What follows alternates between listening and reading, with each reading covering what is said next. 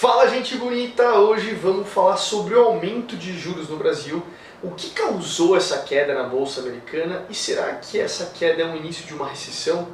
E por último, mas não menos importante, o que você deve fazer com o seu dinheiro, o que eu estou fazendo com o meu dinheiro diante desse cenário. Muito prazer, eu sou o Matias, mas você pode me conhecer nas redes sociais aí como o Filho Rico, assim como tem o Primo Rico, o Primo Pobre e o Tio Rico. Capite? Bora lá! Para a gente entender primeiro o que acontece com os juros no Brasil, por que ele não para de subir?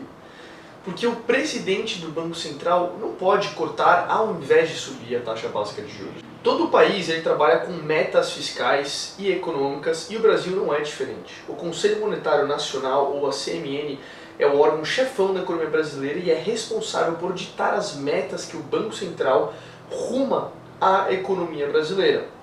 Então você tem o capitão do barco que mostra a direção e você tem os tripulantes ali que fazem com que o barco navegue na direção certa, que é o Banco Central.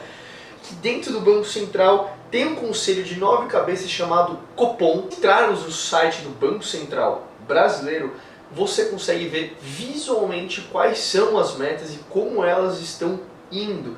E vemos aqui que a inflação está em 5,6%, sendo que a meta é de 3%, podendo variar 1 ponto percentual meio para cima e 1 ponto percentual meio para baixo. Ou seja, já está acima e isso mostra um descontrole das metas e objetivos fiscais. E o que está causando diretamente esse descontrole que está pesando mais no aumento do índice que é composto por diversas classes? O principal é o de alimentos, né? Que faz um dos principais do IPCA, que é basicamente o calcanhar de Aquiles dos menos favorecidos financeiramente, porque mesmo que os mais pobres cortem alguns gastos, a alimentação não tem como. E nos últimos 12 meses a alta dos alimentos está na casa dos 7%. Lembrando que é uma média e o IPCA é composto por uma cesta, tá? Mas, Matias, tem fatores externos que influenciam no aumento dos alimentos, por exemplo? Por mais comum que possa ser, sim. Tem questão que envolve o clima que afetou o preço do café, por exemplo, a seca que teve no Vietnã, que afetou a produção do café, puxando o preço da commodity para cima. Então o café não está caro somente aqui no Brasil, por incrível que pareça. Falando do cenário internacional, também teve o peso da desvalorização da nossa moeda frente ao dólar, que fechou com um aumento de 27% frente ao real nos últimos 12 meses, fechando o ano de 2024. E para fechar esse ciclo de inflação alta, o Banco Central ele precisa subir os juros, que é o que a gente está vendo hoje. E na reunião do Copom hoje ele está subindo 1 ponto percentual, levando a taxa básica de juros a 14,25% anual, o que já é esperado pelo mercado, e esse efeito de subida de juros não é imediato. Ele demora uns 6 a 9 meses aí para fazer de fato um impacto na economia real do Brasil como todo, e aí que vem as consequências. Se a gente colocar o PIB brasileiro em comparação, ele fechou em 2024 em 3,4% em alta, por medidas feitas em governos passados, mas com que a Selic alta, é esperado uma redução nesse crescimento para os próximos anos. Então, caso os juros fiquem altos por mais tempo, isso também impacta 2026. Então, o que acontece é que, apesar do Banco Central estar pisando no freio, o governo está pisando fundo no acelerador. O Poder Executivo está pisando muito forte no acelerador, grande parte para tentar recuperar essa popularidade do Lula, que não para de cair, né? Que a gente viu aí nas últimas notícias, nas últimas pesquisas, tá? Levando estímulos ao consumo e pacotes que tentem recuperar essa queda que as pesquisas mostraram do presidente. É uma medida que eu posso fazer um comparativo a uma faca de 2 gumes, porque estimulando o consumo, isso eleva a inflação, mas do outro lado os juros estão aumentando para tentar conter a inflação. Então a solução real é que todo mundo espera que para conter essa inflação que está desenfreada, o governo ele precisa cortar gastos, passando a gastar menos do que ele arrecada. Mas isso não vai acontecer com esse governo irresponsável que todo mundo está vendo hoje, porque o plano deles é sempre taxar, taxar, taxar e não cortar. Agora, o que causou a queda na Bolsa Americana? Será que esse é um início de uma nova recessão? Se a gente olha um pouquinho para o retrovisor, a economia americana passou por mais anos positivos do que anos negativos, sendo eles os anos negativos de 2018 a 2022, se a gente pegar a janela desde 2019, porque 2008 foi pautada pela crise do subprime, e por isso que eu não levei em consideração esse ano. E eu queria olhar junto com vocês, primeiramente, da ótica desse novo governo Trump. Quem ele colocou como secretário do Tesouro americano, que é o Scott Bass. O Scott Bass é um dos maiores operadores do mercado macro nos Estados Unidos. Se a gente colocar em ponto o track record do hedge fund dele, ele passou praticamente a vida toda operando o cenário macro. Isso traz uma confiança gigantesca para o mercado, por isso que ele gostou, porque o cara, ele entende do assunto. Ele entende política monetária, entende política fiscal, e recentemente ele falou abertamente na CNBC. Ele falou que tudo que eles estão fazendo na economia é porque eles chegaram aqui e eles se depararam com uma economia que estava extremamente forte por conta do setor público, com um governo que inflou a máquina, com um governo que injetou muito dinheiro, que foi de certa forma frouxo no âmbito fiscal, e a Yellen que fez um péssimo trabalho nos últimos 4 anos do governo Biden. Tanto é que o dinheiro acabou no primeiro mês de governo Trump e agora eles estão desmontando isso para voltar a impulsionar o setor privado.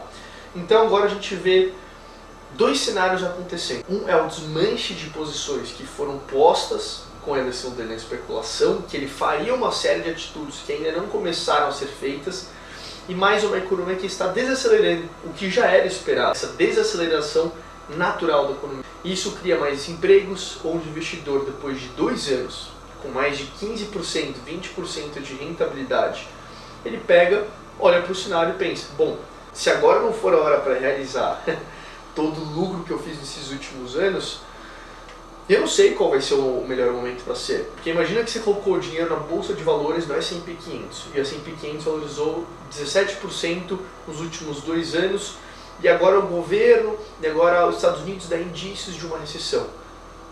Tem melhor momento para esse que você liquidar os seus investimentos, colocar o dinheiro no bolso, preparar um caixa para o que vir? Uma outra ótica que o mercado olhou foi para que a mulher chefia a ADP, que é considerado um indicador muito importante de saúde do mercado de trabalho dos Estados Unidos, que é basicamente um relatório mensal que fornece informações sobre a variação do emprego do setor privado nos Estados Unidos.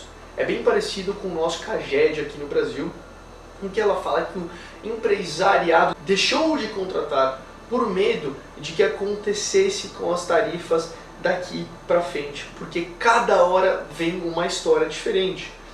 A gente sabe que a gente tem um presidente polêmico do outro lado, ele papas na língua, não sempre fala bastante coisa, mas nem sempre acontece, nem sempre de fato está sendo colocado em prática tudo que ele fala. Então, na hora da dúvida, na hora da incerteza, é natural do ser humano buscar uma ilha, um refúgio para colocar os pés e respirar. Isso nos investimentos seria equivalente a ter caixa, foi o que eu falei aqui agora com vocês. Então, depois de 2 anos você tendo uma alta de 15, 20%, cara, é hora de você baixar a bola, né, realizar seus lucros, colocar o seu pé na ilha e olhar, bom, o que eu posso fazer agora? E é exatamente isso. O que eu faço com o meu dinheiro? Antes disso, por favor, não se esqueça de se inscrever no canal, deixar seu like para me fortalecer. Para um começo de conversa, você precisa ter 3 coisas respondidas. Qual a minha estratégia de investimento? Qual o meu objetivo com o dinheiro que eu estou investindo para os próximos 6 meses, 1 ano, 2, 5, 7, 10 anos? E agora, como que eu consigo encaixar esses meus objetivos dentro dessa minha estratégia de investimento? Bom, na minha carteira, cuja qual eu invisto publicamente aqui para vocês verem, eu separei o dinheiro em basicamente 4 caixas. Ações nacionais, ativos internacionais, fundos imobiliários e renda fixa. E eu estou olhando para cada vez mais o mercado internacional, tanto é que minha carteira tem mais de 40%, ela está dolarizada, e quando você olha para o índice que tem a composição das 500 maiores empresas dos Estados Unidos, que é conhecido como S&P 500, ele tem subido para nós brasileiros em dólar 27%. Tá? E ainda mais que eu ofendo a subida das empresas americanas no composto, daria ali perto de 50%, 55% de alta. Olhando dessa ótica, você não só manteria o seu poder de compra internacional, como ainda estaria ganhando dinheiro em cima disso. Mas para o mercado brasileiro, de fato, tudo está muito atrativo, porque se você olhar para os títulos públicos, por exemplo, o Tesouro Selic, que acompanha a variação da Selic, com o aumento de hoje vai passar a render 14, 25% em 12 meses. Ou seja, sem nenhum risco, você está ganhando mais de 1% ao mês. Mas, por outro lado, o mercado, em sua grande maioria dos que são os investidores, eles migram para esses ativos, deixando a renda variável de lado. Então hoje você tem um cenário de oportunidade muito boa para ganhar dinheiro em todas as frentes. Na renda fixa para fixado, no IPCA+, que te garante a variação da inflação, mais uma taxa física, O pós-fixado, para quem não tem tanto apetite ao risco, e na renda variável, se você tem o estômago que está olhando ali para os próximos, 2 anos, 3 anos, 4 anos, a depender do próximo governo também, cara, você tem muita oportunidade, muita empresa boa, barata, descontada do seu valor patrimonial e que pode, cara, fazer com que a sua carteira tenha um impulsionamento, que eu brinco sempre nos meus vídeos do Reels, que eu sempre faço o desenho do campo de futebol.